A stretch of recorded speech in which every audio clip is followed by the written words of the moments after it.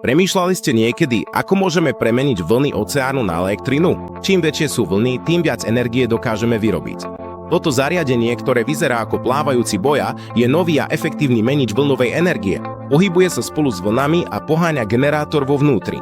Pohyb vln sa premieňa na rotačnú energiu, ktorú generátor následne mení na elektrinu.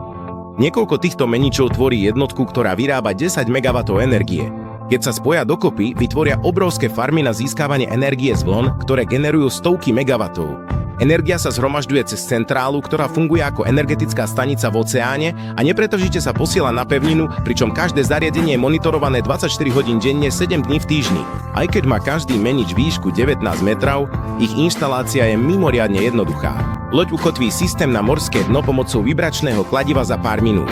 Potom podvodní roboti nainštalujú káble a pripoja ich k energetickému centru. Ťažný čln odtiahne menič na jeho miesto.